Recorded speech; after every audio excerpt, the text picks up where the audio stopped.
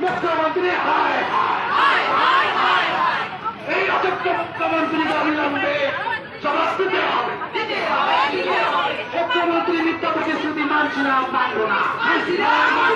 মুখ্যমন্ত্রী মিথ্যা প্রতিশ্রুতি মানছি না, মানব না।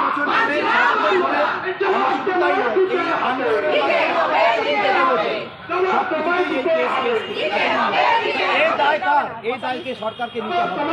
সরকার অযোগ্যদের নিয়োগ করেছে, কিভাবে করেছে তারা জানে, আমরা কি করে বলবো? তাদেরকেই এই দায় নিতে হবে। আমাদের এই যত শিক্ষিকা এবং শিক্ষাকর্মী আছে তাদেরকে যত সম্মানে সবাইকে ফিরিয়ে দেওয়া যায়।